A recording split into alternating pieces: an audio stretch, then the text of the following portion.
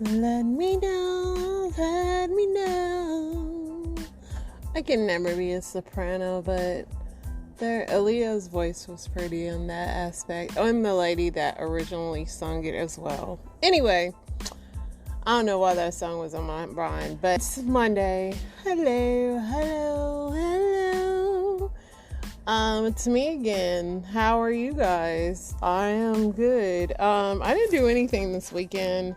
My husband was working on his car all weekend, so I was like, cool, in the house we go. I love staying at home. Like, to not see the inside of the car is like a maze. I did go to the gym today, though. I don't know. Yeah, I watched football with my husband and just chilled, just vegged out. You know how you lay in the bed so long that your back starts hurting? That's what I love. That's some, what I call some good old fashioned fun. You feel me? News. I don't even know what happened in the news. I didn't really look at that much either. Oh, the Israel attack with Palestine, the Hamas attack, the nation is declaring war, a lot of deaths over there, unfortunately. UAW still on strike. Yeah, still on strike. Israeli and Palestinian supporters across the U.S. split. You know, it's always a debate with that. Michael Ciarello, this Food Network chef, is dead at 61. I feel like I've seen him on something, but I don't know what. 2 people made $4,250 per day from 17 women in a Miami-Dade cul-de-sac house. Interesting. Mike Pence suggests that Trump and DeSantis share blame in the Israel attack for signaling retreat on the world stage. None of you zapped away during the phone thing alert. You guys are still around. Parents arrested after biting, dangling, and squeezing and yanking twin infants across, causing one to die. Wow.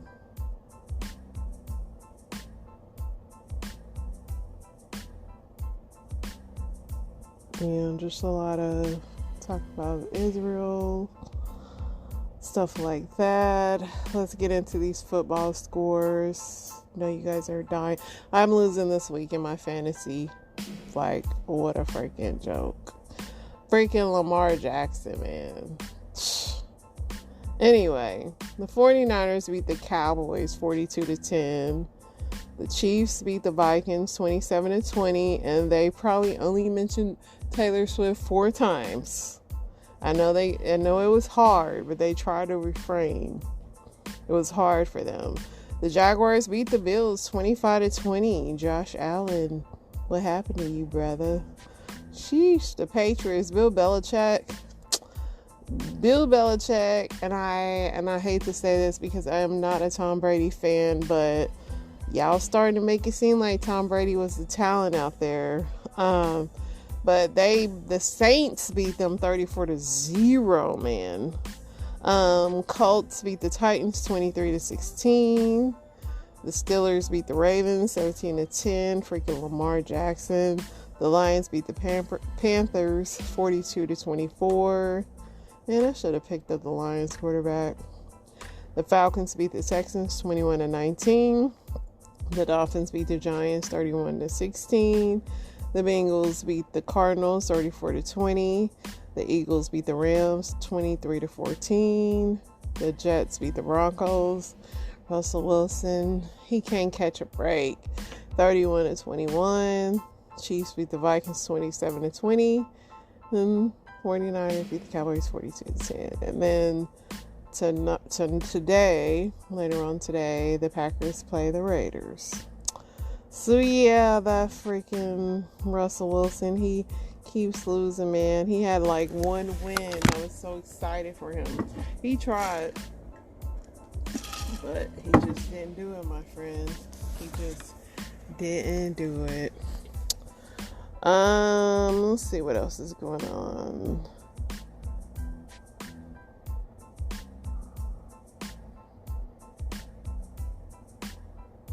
NeNe Leakes is single again after dating. She was dating this dude that hadn't got a divorce yet, and his wife was actually suing her. And then the guy's out already. He's already on the move. His wife might have a long list of people she's trying to sue.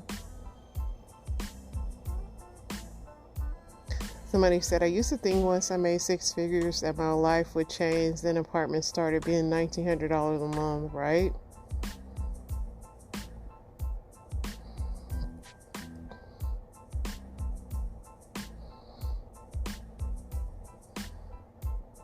Let's see what else we got going on.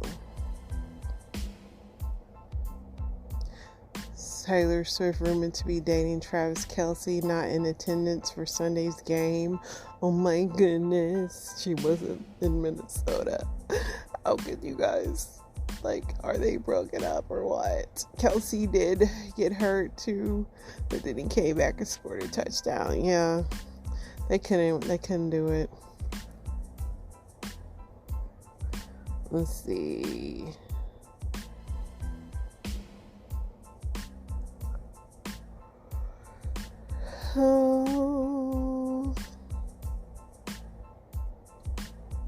Dak Prescott had a hard day with the Cowboys.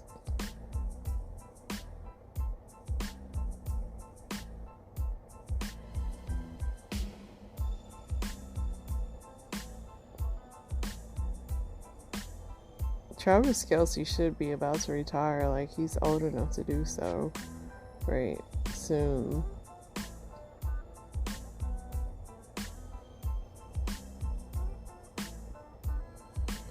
Robert F. Kennedy is still trying to run for president. New research identifies 4 distinct signals that could appear up to 2 years before a cancer diagnosis in the colon. This is a reminder that I still need to get my colonoscopy. I know I'm going to get it, dudes. I'm going to get it.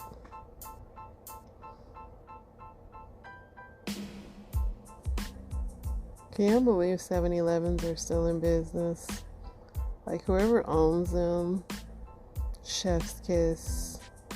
Because I still be wanting a Slurpee up out of that thing. Quick Trip's little icy drinks just don't hit. They just don't hit like Slurpees do.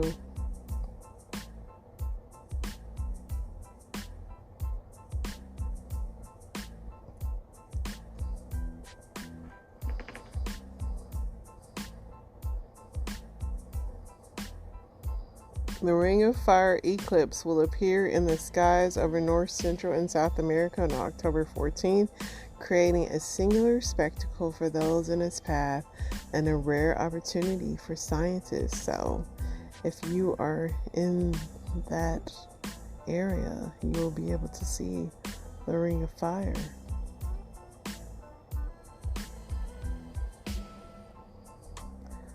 Other than that, y'all, most of the news is going to be about football today, or unfortunately about this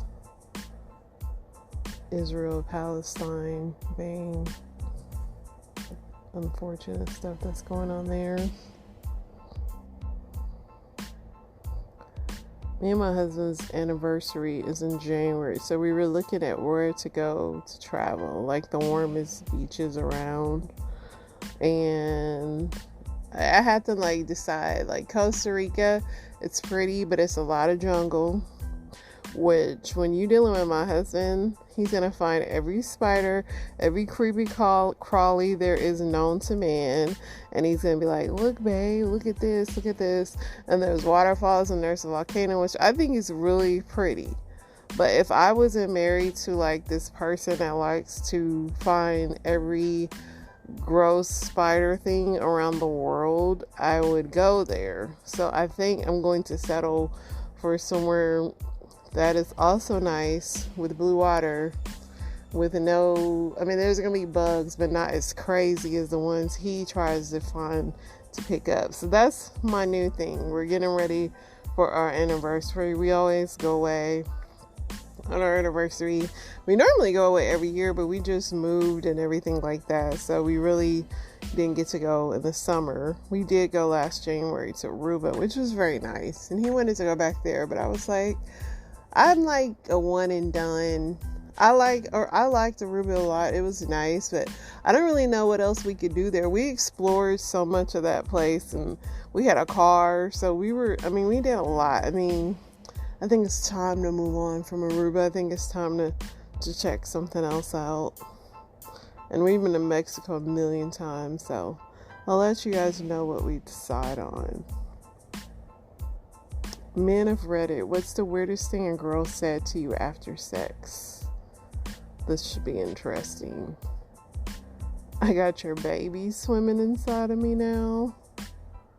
Not really weird, but I slept with this girl a while back, and she was after they were packers and got up to get dressed. She looked at my soft wiener and said, "You're quite shy when you're not excited." I don't know if I'm going to pee or come, but something is going to happen. I don't know why you're single. I mean, you're not my type, but you're a good guy. She burped and said, "Well, now I'm full," and got off me and went to the bathroom. I used to be scared of dying a virgin. Now I'm just scared of dying. Dang. I pull out after I exploded. She looks at the filled condom and says, we would have had twins." Right after I finished, she said, "If I get pregnant, I'm keeping it." I was dumbfounded. When I didn't respond quick enough, she got really agitated, like I had hurt her feelings, and yelled, "Fine. You don't have to be involved if you don't want to." We had just met that night, and my condom use skyrocketed after that night. I know that's right. Because you would have been caught up or locked up. Have you ever had a Tinder date when your match in real life looked completely different from the photos in the app, and how did those days end? Of course, everybody has. Dude said she had photos that made her look okay. We got talking and met up. She was out of my league. When I brought up her unflattering photos, she said she gets enough attention with just that. Not too interesting of a story, but I feel like we kind of flipped the script on the average answer. I don't think it's right to point out, but she looked so different that I wanted to say something. So I told her I liked her photo, to which she replied, "Oh, thanks. I think that was taken 12 years ago." A friend of mine got a match with a woman whose profile photo was a young adult redhead. In person, she was a middle-aged Asian. Yes, she had used her photo of a family member, or it was a photo from a while back. Still had an okay time with her, but when I asked about the difference in looks, she had a meltdown and put a damper on things. I mean, that's what I don't know why people lie, because eventually y'all are going to see each other, right?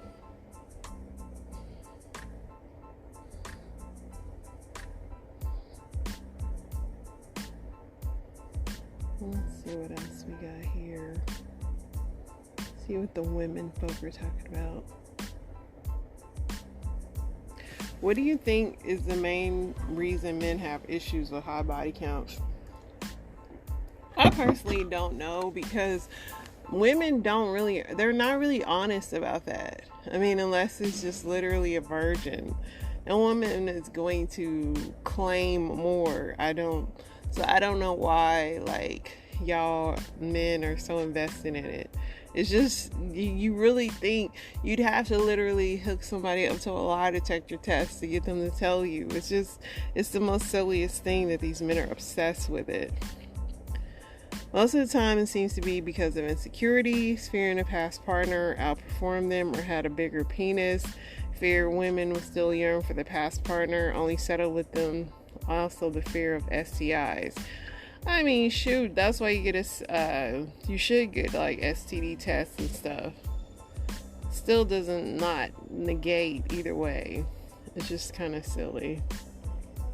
Some of y'all writing books about this. I've literally only overheard body count brought up by men who were painfully insecure, so I'm going with insecurity. It matters to me, and I'm a woman. It matters because I have very little experience, and I'm only interested in being with someone with a similar level of experience.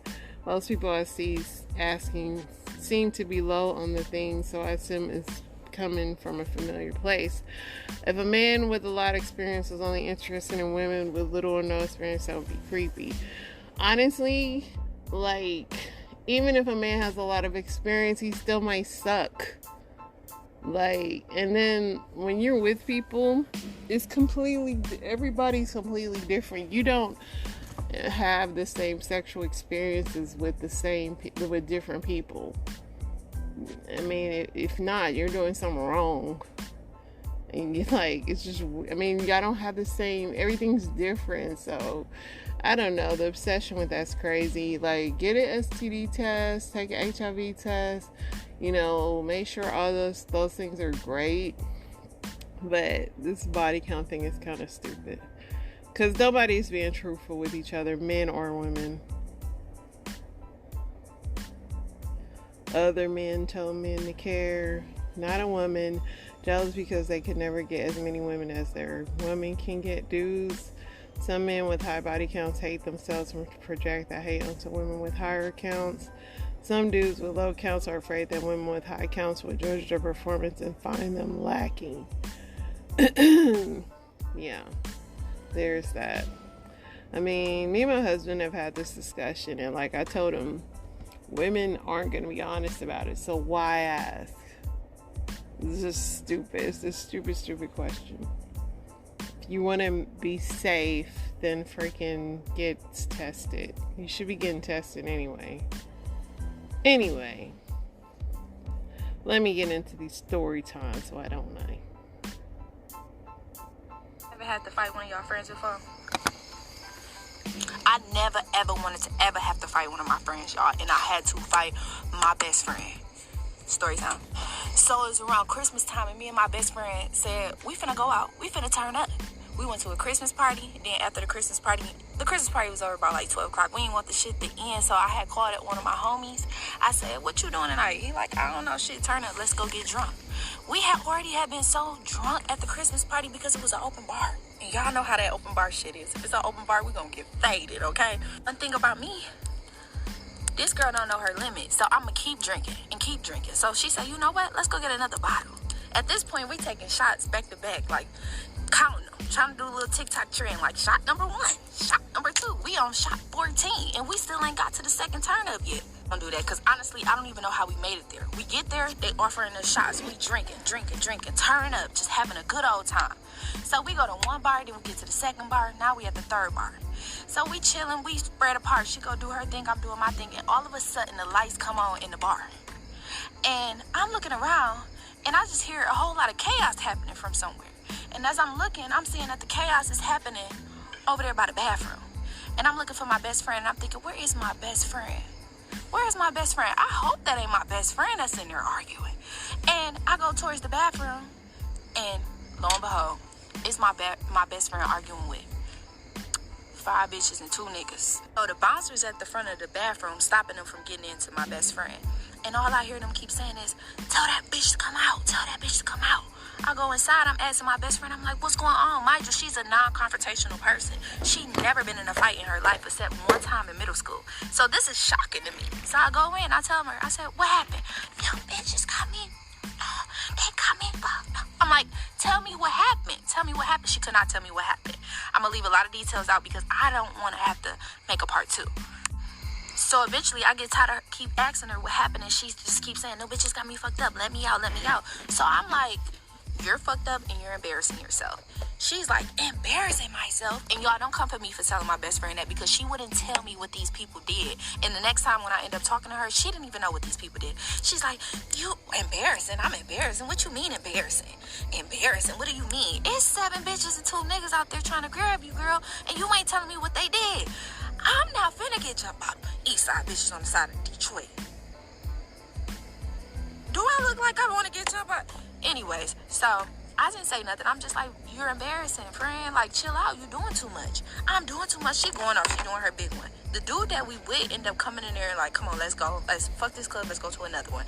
I didn't want to say too much with her because I'm known as the aggressor all the time, but I did not want to be the aggressor in that situation. So we end up leaving. I'm thinking that shit gonna be done by that point or whatever. We get in the car. She won't let the shit go. Tell me how I'm embarrassing. Tell me how I'm embarrassing. You doing all this because a nigga right there? Don't you ever try to make this nigga feel like he that important.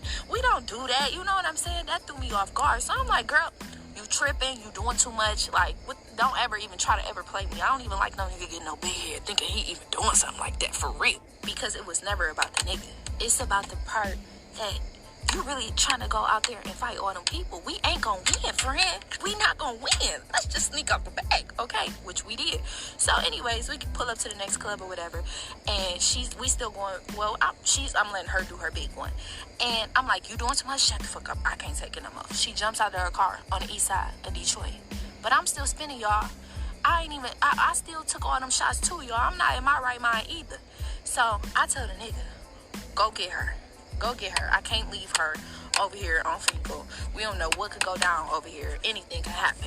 So he get out and go chase her to try to chase her down. And about 5 minutes after that, I'm like, okay, let me get up and see what's going on after I done got my head together a little bit. So as I'm getting up and I'm headed to walk towards the way that they went, all I see is him walking by himself. He like, man, she was doing too much. She was pushing me. I ain't finna go follow no bitch. So now I'm getting into it with him. Like, I don't care about none of that. Anything could happen to my friend. If I leave her, regardless of whatever happened, if something happened to her, nobody's gonna be like, oh, well, she was confrontational with Kimmy or anything like that. They're gonna say she left her. You know what I mean? So now I'm circling. Me and him jumps in the car. We're circling the block. I'm trying to find her. Her phone is dead. I can't find her nowhere. We've circling around for a good 5 minutes to the point where eventually he's like, he's like, I don't know what to tell you. I don't know where she at. I said, keep driving around. We're going to find her. What the fuck you mean? We're not leaving her. You know what I'm saying? Drive down the street and we see 3 police officers' cars. So from her perspective, exactly what she had ended up doing is just knocking on people's random doors to try to see if she could use a charger. In Detroit, anything could happen. Clearly, she's out of her mind or whatever. So I'm drunk, he drunk, but I'm trying to sober up because the police right there, and I'm asking, is such and such there? Asking about my friend, and they like, yeah, here she go or whatever. I tell her, oh, she was just a little drunk. She got out the way, whatever, whatever. I told him, and she got in the back seat. So we're driving home at this point or whatever. So you would think that that's where everything would end. No, she still want to be rowdy. Like, take me. Mind you, he came and got us from. Not he came and got us, but mind you, she was at my house and we left from my house. So I'm like, no, we're going back to my house. You know what I mean? So she like, no, take me to my house. Take me to my house. And y'all, she did one of these to my head, y'all. I couldn't believe she actually put her hands on me, y'all. I had to jump in the back seat and defend myself, okay, against my friend. And I'm not gonna go too much in details about that because we still good friends. We talked about this or whatever. I was so emotional. I cried. We didn't talk for a long time. We didn't talk after that for a long time because she was so drunk. She still thought she was in the right, and she felt like it was my fault because I said, you're embarrassing. And that was the time I had to fight my best friend. I hate that. Have y'all ever been through something like that?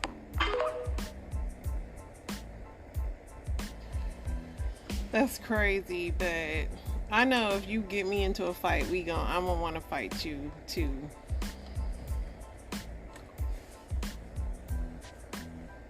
I'd like to share with you a very powerful conversation that I had about 2.5 months ago that I hesitated to share, but I've been having a lot of conversations relevant to this topic lately, and so I thought it necessary to share this with you. It's my hope that what I share with you is a help to you the way it was a help to this couple. This couple is in their early 30s. They have been married since the age of 21. They have a 4 and 5 year old daughters. And they reached out to me because he had 2 affairs and she stayed. After he had the second affair, she had 1 affair. He found out about it, was upset, as she was. He saw me on Instagram and reached out and said, Doc, we want to try to save our marriage. So when they were on the call, they stated that they wanted to try to make it work. They both had made some mistakes, and they wanted to try to fix things. And I said, that's great. I'm in the reconciliation business. I'd be happy to help you. I said, but before we get into all of that, tell me about the climate of your house and your relationship. Like, how do you all get along and talk to one another? He looked at me and said, we don't. And I said, what do you mean by that? He said, we don't talk, we don't get along, we don't do anything. He said, we pretty much take care of the house, we take care of the girls, we make sure the girls have what they need. We make sure that the girls go where they need to go, that the house is taken care of. But other than that, there is no other obligation with one another. I said, have you guys been intimate? Are you guys intimate at all? He said, we probably haven't been intimate for at least 2 years. She looked at him, startled.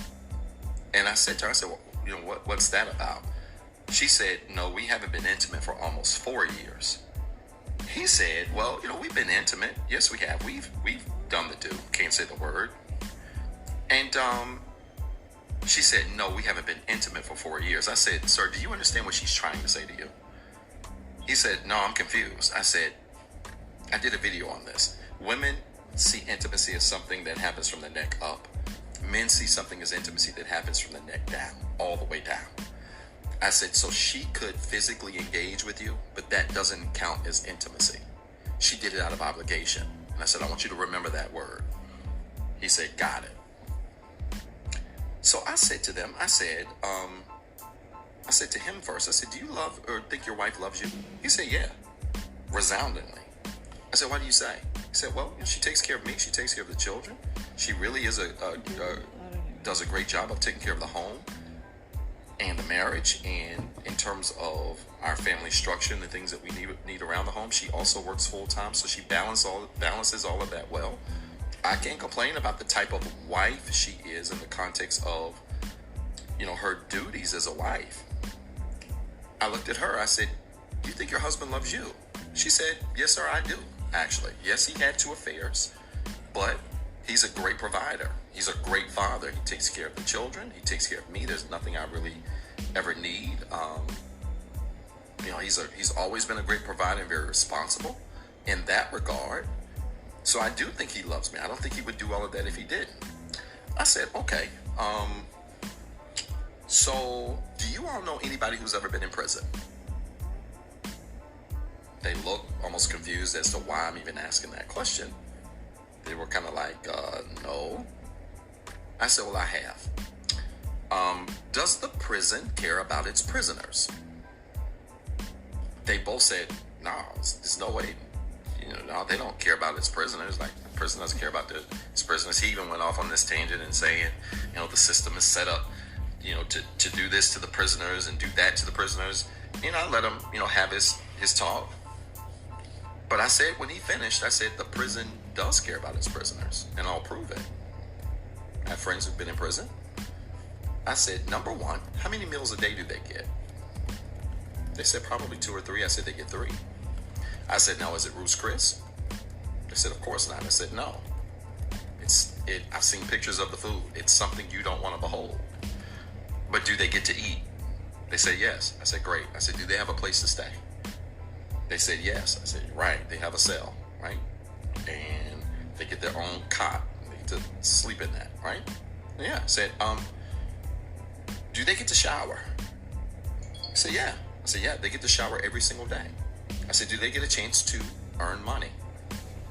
They both said, yeah. I said, yep, they absolutely do. They can earn money. They can work in different areas of the prison, especially based on the behavior, things like that. So they have an opportunity to earn a living. I said, so does the prison care for its prisoners? He said, given that definition, Doc, I would say yes. I said, no, it's not given the definition. They do care about its prisoners. I said, but let me give you another question. Does the prison love its prisoners? They said, no, ain't no way. I said, so you easily understand that. Why? They said, well, because there's got to be a difference between love and care. I said, there is, and most people don't know the difference. So let me give you this scenario. Let's just say a prisoner has a chance to get out of prison tomorrow at noon Eastern. They have been in this prison since they were the age of 21.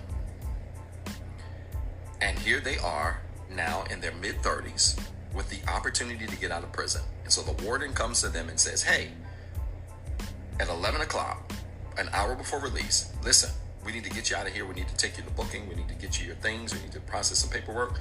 Today is your day. You get out. How many prisoners do you know would look at the warden and say, hey, listen, I've been in this prison since the age of 21 and you guys have really taken care of me.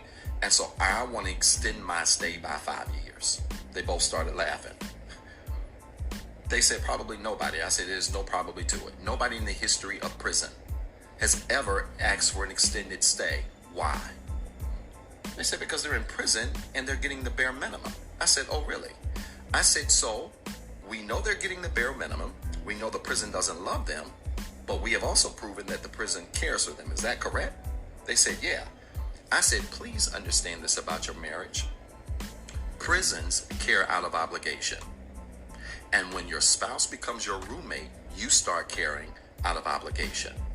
I said, that's not your spouse. I'm looking at both of them. And I said, the person next to you is not your spouse. That's your roommate. And what you're experiencing is not love, it's care. She bursted out and started crying. He took his glasses off and started grabbing his eyes. You could tell he was getting a little choked up. I said, what y'all are feeling right now is called self-awareness. And self-awareness is when we are honest about who we are, where we are, and what we're doing. And you can't fix anything until you're honest. The fact of the matter is, neither one of you love the other person. How do I know this? They didn't say anything. I said, let me answer. Because love is a choice. Care is about how you feel. And sometimes we can care out of obligation, regardless of our feeling. But love is a choice. So when you choose to cheat, you choose to stop loving. When you choose to disrespect your partner, you have chosen to stop loving them. I said, but let's take this a step further. I said, not only do you not love each other, I said, you got a 4 and a 5-year-old daughters, right? They said, yeah. I said, you don't love your daughters either. She stopped crying. He put his glasses on and said, well, now, wait a minute, Doc. You're not going to tell me I don't love my kids. I said, I just told you you don't love your kids. He looked confused. I said, sir, you made a choice to cheat on your wife twice. And when you made that decision, you taught your daughters how to handle their mother. You taught your daughters, and I said to her, I said, and then you, ma'am, taught your daughters how to respond to disrespect. By not only taking it, not addressing it, but going out and doing the same thing. So my question to both of you is, if love is a decision, and you made decisions that put your children in harm's way, do you love your children? She bursted out crying again. He then started to visibly cry. I said, listen, the point of this is not to hurt your feelings. It's to understand that when couples decide to become roommates, then not only do they suffer because of the choices they made, but everything around them has to succumb to those choices.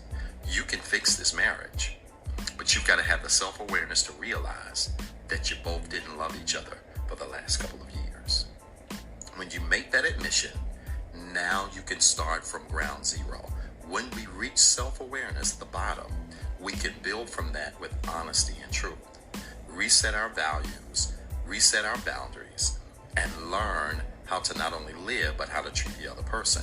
I said, but please don't confuse being roommates with having a spouse. I hope that made sense. If it did, type church in the comments with 3 R's. And then remember, you've got 2 jobs. 1, be better today than what you were yesterday. And 2, don't forget what I told you. Yeah, you don't want to be roommates. That's just... Maybe when y'all old and can't remember each other no more, but that's just a sad way to go out. Okay, when he come over, kitchen lights ought to be out. Let him know. Ooh, we ain't doing no cooking over here. Oh, no. We ain't playing house. Ooh. No. We going out. Ma, they trying to see. Ma, they trying to see, you know, what you working with. I know, but you, We not playing house. I did not pay for a meal until my last name was the same as your father's. Ooh. And was selective when I paid for them. Ooh. And you didn't even know what your wallet was. Like, you was What? Oh. Please. See, they be doing that. Oh, I got this one. I ain't got none. None of the meals. Going together is totally different than being married to see somebody every night. Sleeping with them, seeing them every day. Totally different. Well, Ma, that's why people be shacking. So they can feel like they can, they can get the how it's gonna be. Still the front on. He ain't putting it all out there. You get legal. I know. Why we gotta get we love each other. We ain't gotta get married. Yeah, you gotta give me some legalness, honey. You go get all day, get hit by a train. What I got? Nothing. Those really good old days, my grandma. Hello, my name is Olusindiso. I'm from South Africa. I'm currently based in Shanghai, China, and I work as a kindergarten teacher. On Wednesday, August 23rd, during a disagreement, the HR manager at my job, a guy, punched me on my face. After he punched me and I was screaming, trying to get out of his office, he pushed me down on the couch, telling me that I needed to sit down. I screamed and I was trying to get my phone so I can take pictures and videos of what was happening. Instead, he grabbed my phone and said he didn't have my phone anymore. I don't know how I got out of the office, but somehow I got out. And I was running in the passage of this kindergarten trying to get help. There were various women there. All of them just watched and did nothing. I managed to run to the stairs, but by the time I got to the stairs, he was already there. And he was preventing me from going past him. I was screaming, but he was pulling me, preventing me from leaving. I don't know what came to my head, but I thought about a different exit, and I ran towards the different exit, but he was chasing me. And during the time that he was chasing me, he was singing a song, humming a song, as though to distract me in case so that I can fall and he can catch me. I managed to get out of the building, and there was another lady outside the building shouting for the securities officers to close the gate so I wouldn't get out. But what happened is the security officer made a mistake. Instead of closing the gate, he opened the gate, and then I ran, managing to get out.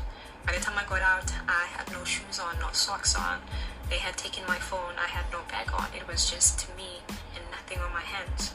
I didn't know what to do, so I started walking on the streets, and I came across a young Chinese lady. Asked her if she spoke English, and she said yes. I asked her to call the cops. She called the cops arrived, and we went back to the kindergarten. When we arrived at the kindergarten, they had gathered everything that belonged to me in the table, telling me that the reason why they were preventing me from leaving is because they wanted me to come down so they can call the cops to resolve the issue, despite the fact that I wasn't feeling safe, and that is why I wanted to run away. Then the guy who had punched me told the cops that he did not punch me, that I hit my eye on the couch. I asked them to release the CCTV footage of the building while I was running, and they said they don't have it. We went to the police station. At the police station, the vice principal who saw everything happen said that she didn't see anything, and that when this guy might have hit me, she was on the phone, so she didn't see anything. When I arrived there, the cops basically told me that my visa is expiring next week, and I do not have proof that this guy has hit me, and therefore I needed to settle. Feeling like I didn't have a choice, I ended up settling for compensation.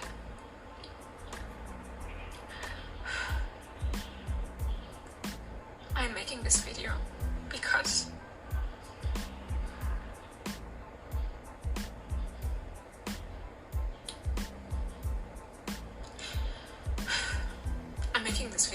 there are so many of us out here who are suffering under the hands of our employers, who continue to disobey the law and treat us very poorly.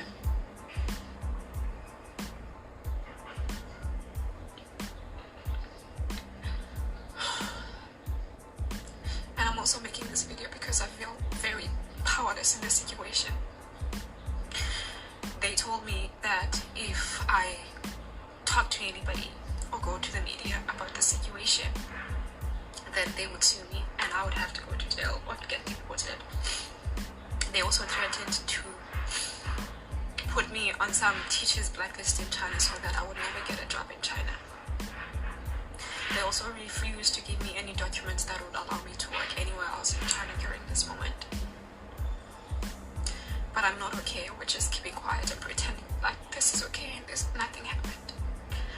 And I hope if you're seeing this video, you pass it to as many people as possible so that people know that this happened to me. That's crazy. You always want to go work abroad, but it's the little nuances of... And that lady was beat up. She had a black eye and everything.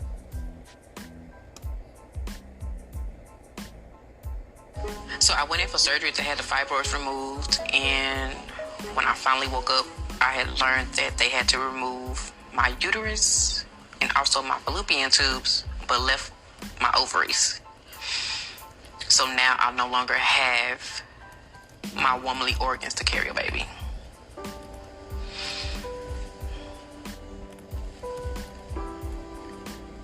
It kind of breaks my heart a little bit even thinking about it. And it's just like, I've wanted her so long, and now that I'm at this point, I don't know if she's gonna come. I know exactly how bad she wanted another baby.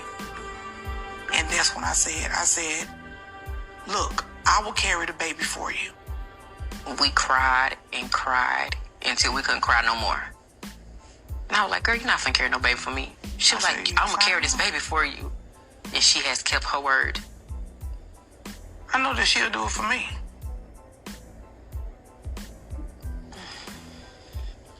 Come here. I'm gonna always be there for you. No matter what, I'm gonna always be there for you.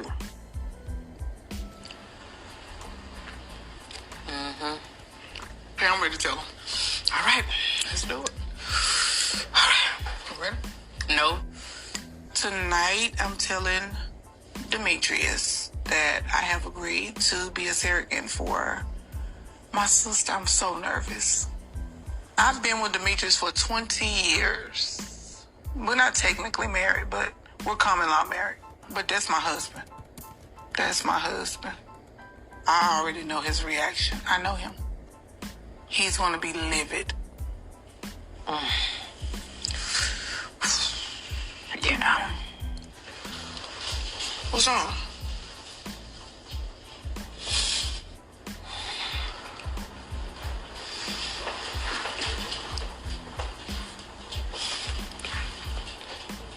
I just don't want this to come between y'all marriage, sis. It won't.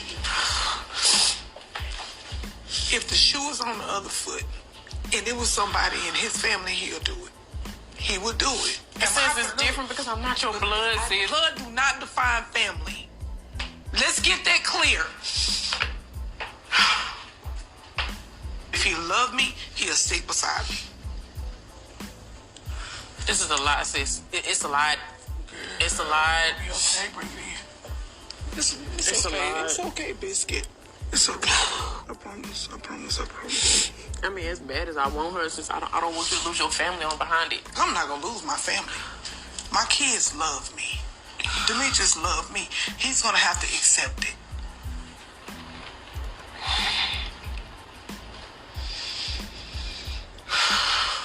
She been with this man for 20 years. I don't want her to lose her family trying to do something for me.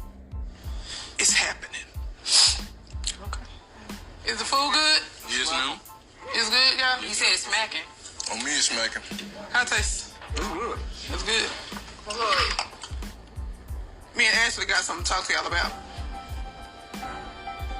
The reason for this dinner and the reason for everything is because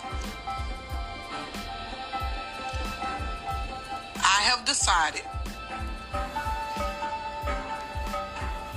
that I'm going to be a surrogate mother for Ashley. What? What? No. What? Wait a minute, wait. Hold on. Run that back. I'm going to carry a baby for Ashley. Yeah. Didn't we talk about this? What'd I say? You said no. So we got 20 years together, right? We got 20 years together. 20 whole years together. And this is my body. I understand that. I can that. do what I want You with have to my make a choice.